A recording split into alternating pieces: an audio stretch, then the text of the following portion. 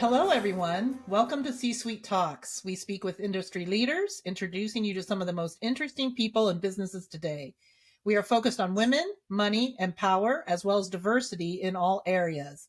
Welcome to C-Suite Talks. I'm Beth Pilbeam, co-CEO of C-Suite, along with Hi, I'm Dianne Gubin, co-CEO of C-Suite, along with Beth, and we are so happy to be speaking today with Teresa Freeborn. And Teresa, she is an executive. She just recently stepped down as CEO of a very large credit union.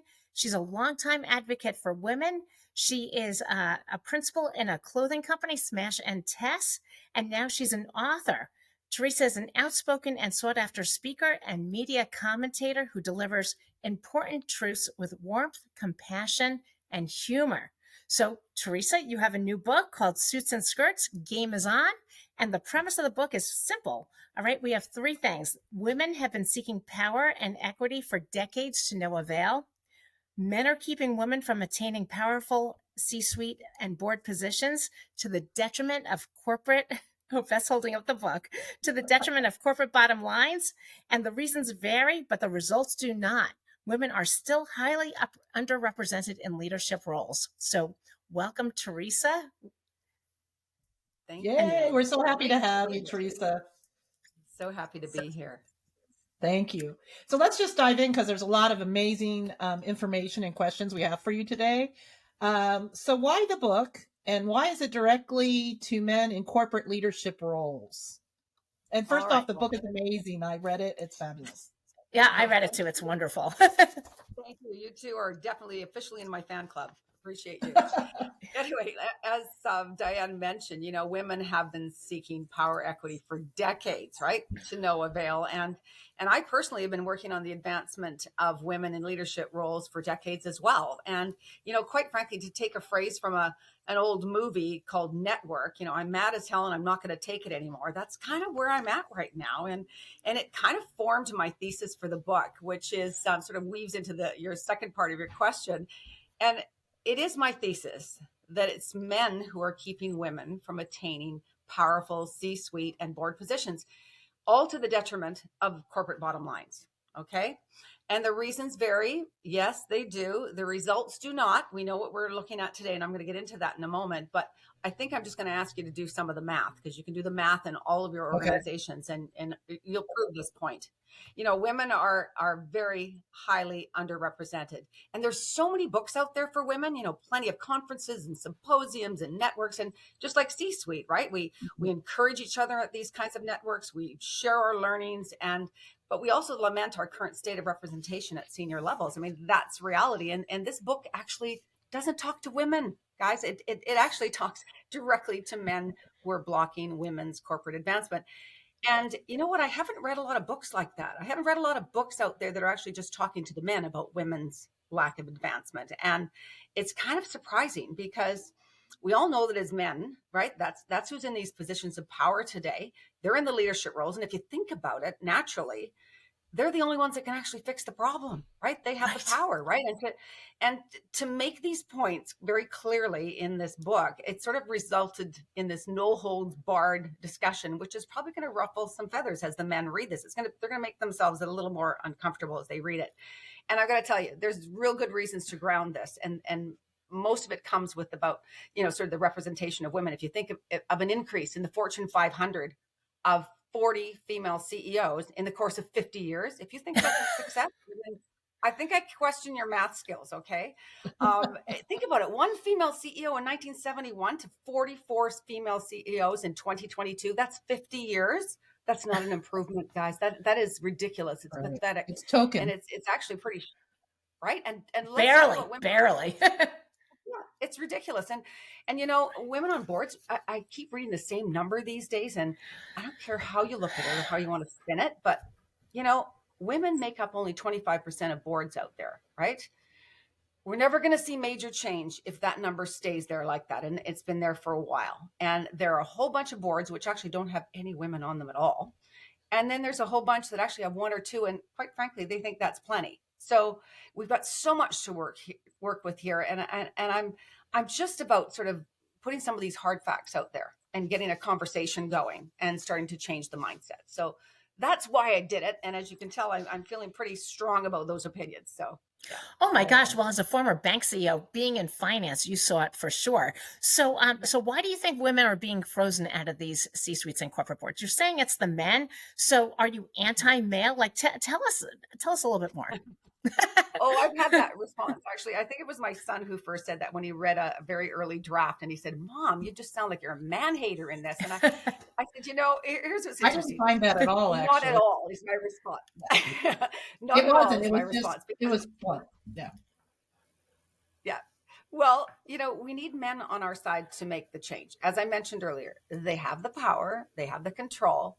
So who do you think is going to make those strategies, get put in place and measure to them and all of that? It's going to be the men. So it's not about anti-male. The book is probably going to come across as anti-male, but really, let's just say that in terms of leadership, I'm actually just pro-female, not anti-male. Right. Well, Maybe that's actually, you said it. You're a mom. You're almost like calling these men out. It's like, this is bad behavior and we've got to stop it. That's really what you're saying. Totally. And at the end of the day, if there's something that we can all take away is try to imagine what the world would look like, right? If women held their proportionate share of leadership. Like, how about 50-50, right? Let's draw it on the lines of population just for the heck of it.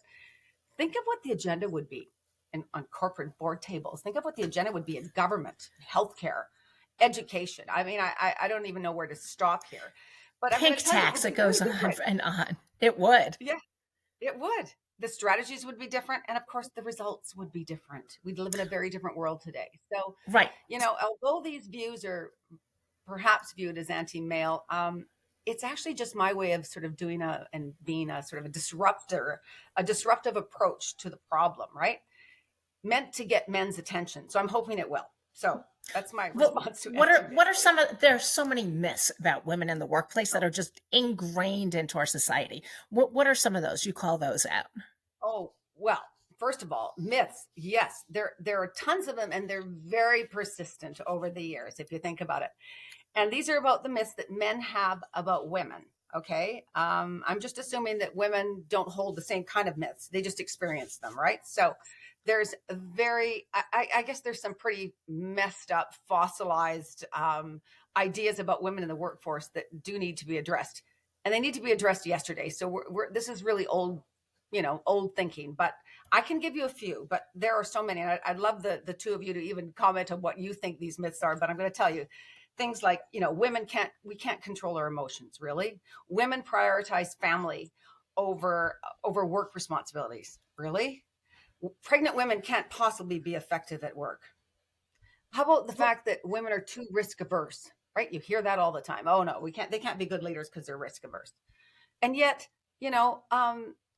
women aren't as educated. I hear that one too. And I think that's just absolutely blatantly wrong. I mean, women are coming out of school at far greater rates than men are in every faculty. So that's just doesn't hold water anymore. There's plenty others, but speaking softly, apparently that is a real sign of weakness, because we don't yell or scream or, throw tantrums. Apparently that's a weakness. So those are the kinds of myths that still exist after all these years. It's amazing. Yeah. One of the things that I came across, which I thought was interesting, and you just said it earlier in this session, is if more women were in leadership roles, profits for companies would be higher. So can you go through that a little bit and what your logic is with that? Do you know, it's interesting, because this is the one thing that I think that men just aren't accepting as a fact. And it's been written over and over. Countless reports, countless academic papers. It all seems to be falling on deaf ears, but it's an absolute proven fact. Leaving women out of senior positions, well, guess what? It puts your company at a significant disadvantage. And this is in terms of growth and in terms of bottom lines. So it's official. If you put women on boards and in C-suites, you're going to boost your business. It's really you make more money. Yes. Oh, very good point, Dianne, because what happens if your company makes more money? Everybody makes more money, right? Isn't that what compensation systems are based on? But it's proven. They outperform companies, diverse boards, diverse C-suites. They outperform anyone else out there by 15%. That's pretty significant. It's huge. Let's go into some of the ways men sabotage women in the workplace, because we've Oh, all experienced Yes. it as women, and let's call it out there. And you've you had great examples of the book, being on the golf course and guys talking sports, and oh my maybe women goodness. aren't comfortable with that. Yeah, it's interesting. First, let me just start by saying that men seem to be very oblivious and indifferent, or worse, they're sometimes very obstructive, right? To any matters relating to the advancement of women. So this is the first thing you've got to remember is I don't think it's necessarily always intentional. It's just what they're used to. So I'm kind of calling out a lot of those things in the books, and I certainly can't get into the whole thing here. But, I think that at the end of the day, probably the biggest roadblock is men's lack of advocacy for women. They don't stop and go, I need to be mindful about championing more women into my C-suite and onto my board because it's good for the company. They got to change that mindset.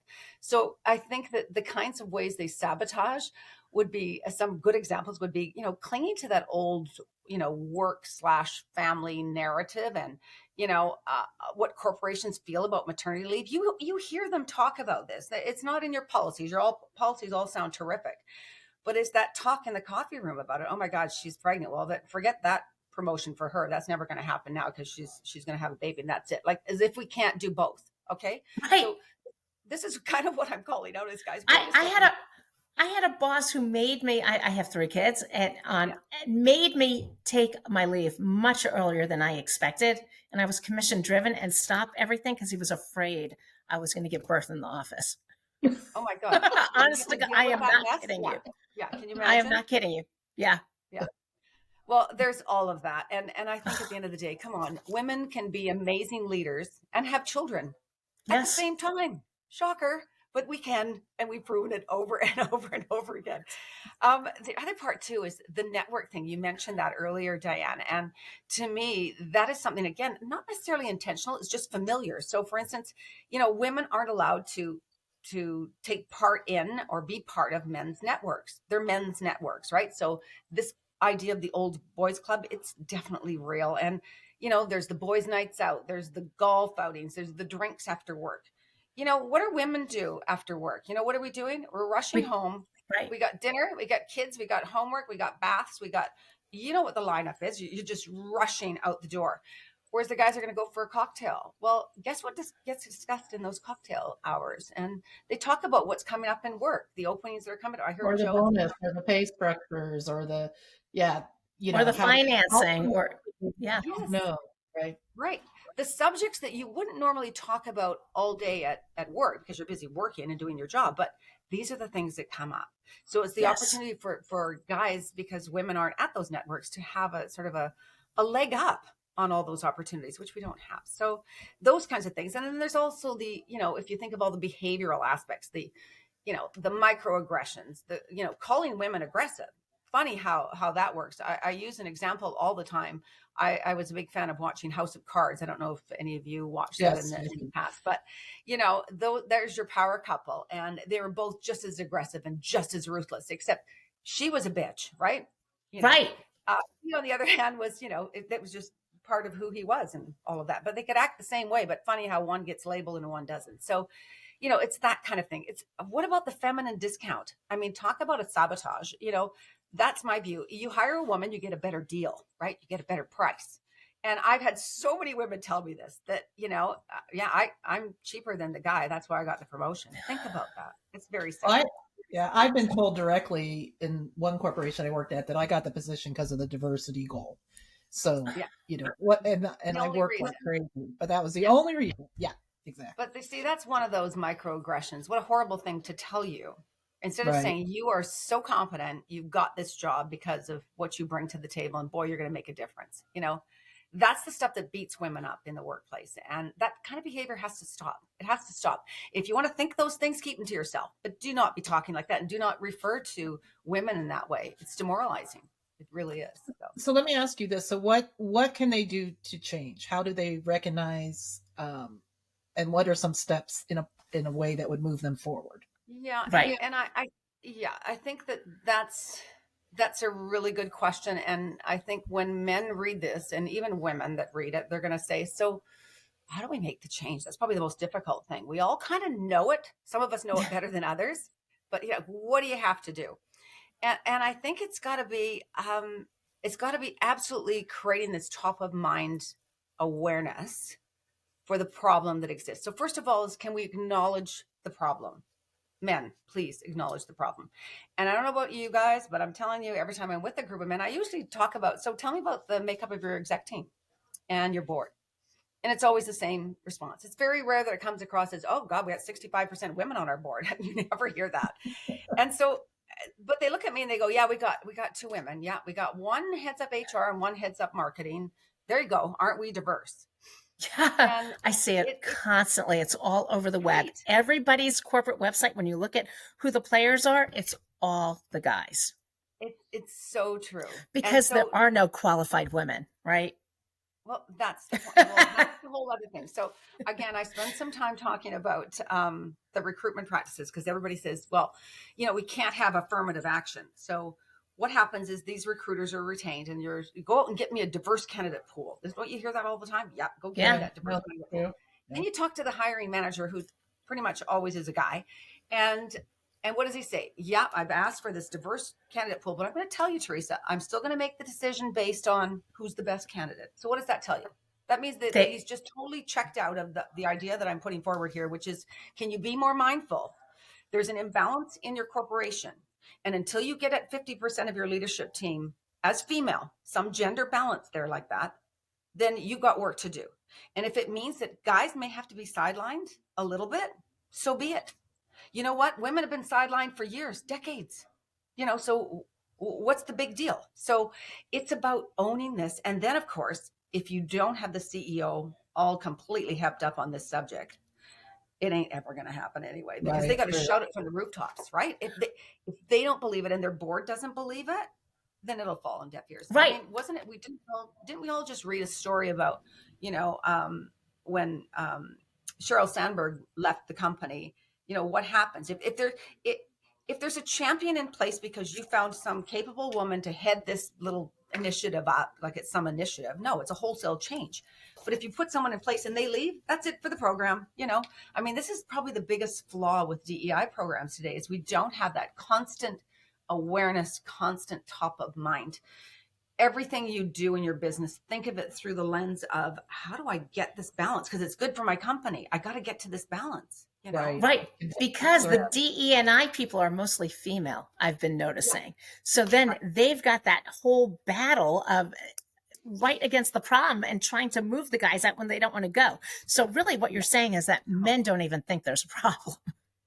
That's the biggest thing. And I call that out immediately, because that's what I've experienced my entire life, and here we have this book, right? That's going to speak to men. Well, first of all, how are we going to get men to read it is my real question. Right. The women have been buying it like crazy, which I'm so delighted.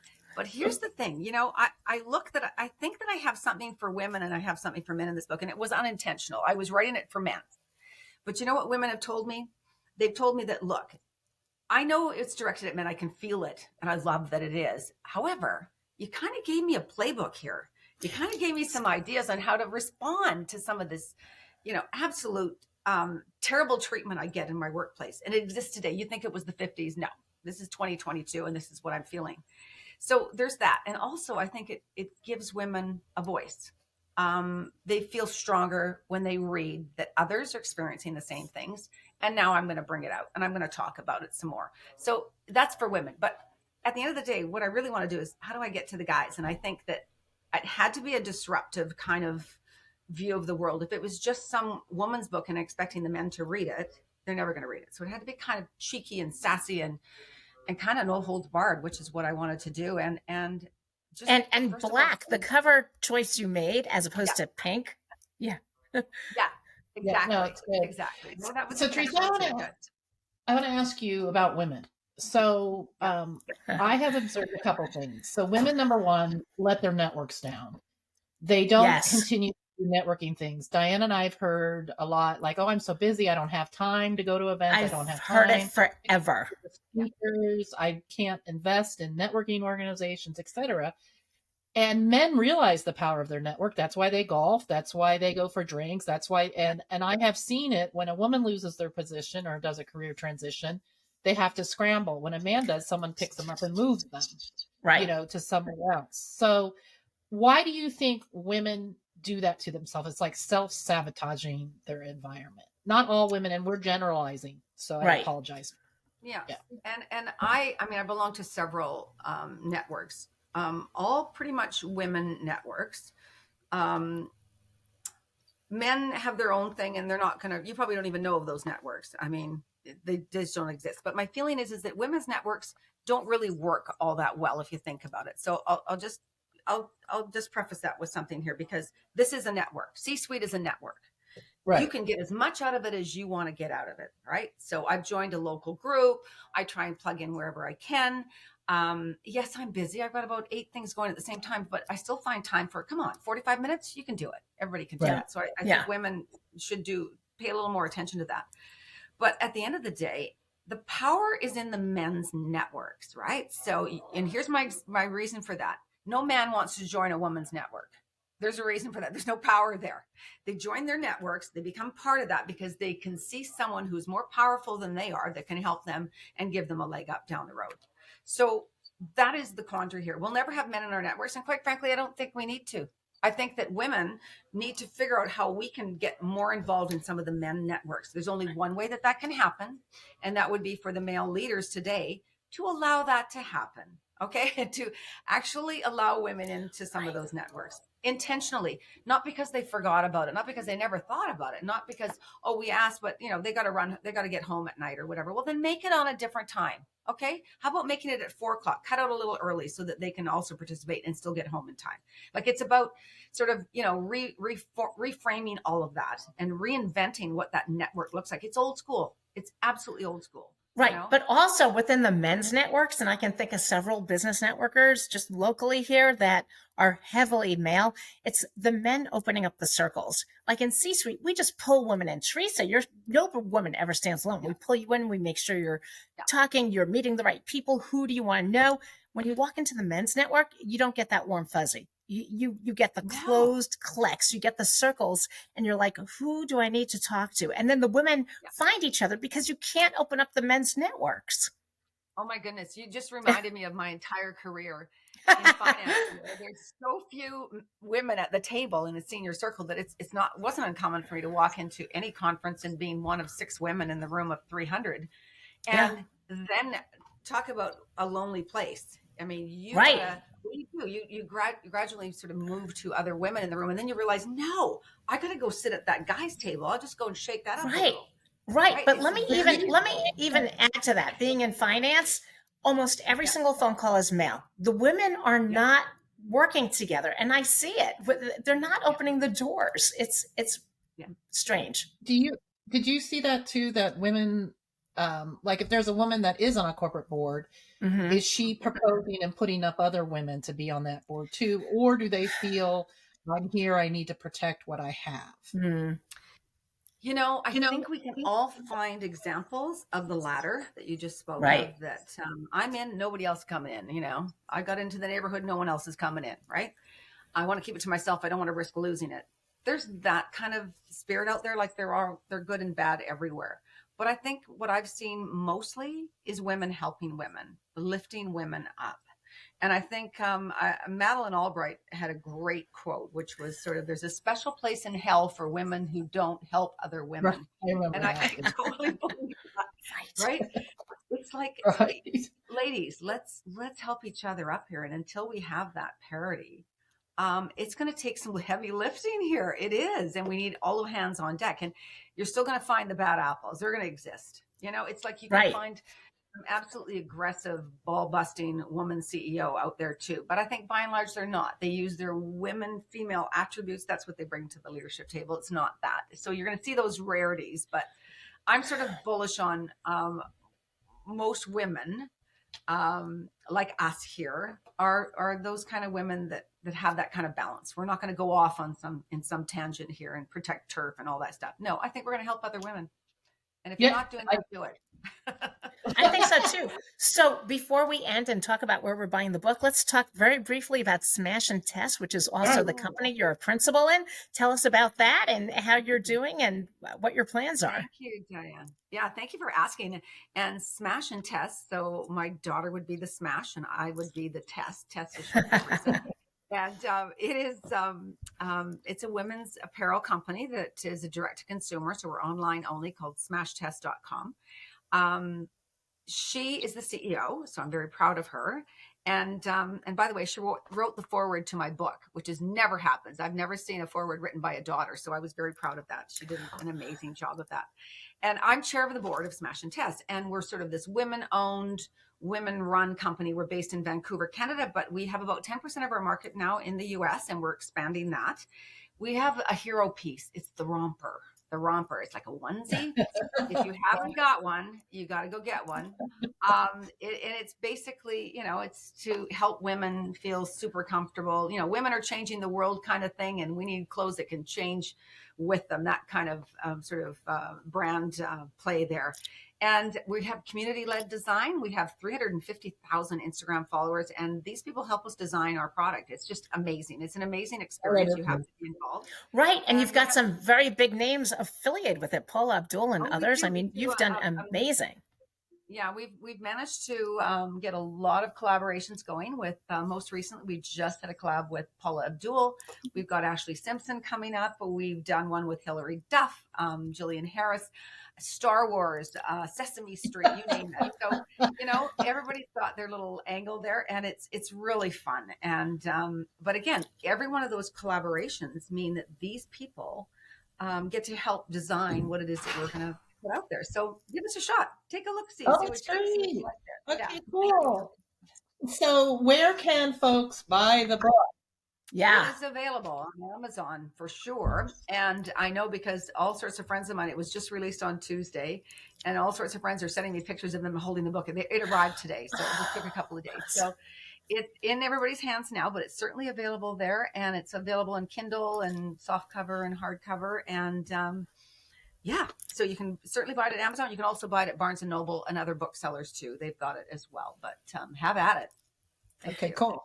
Terrific. Well, thank you. Okay, so thank you, Teresa Freeborn, executive, co-CEO, principal of Smash and Test.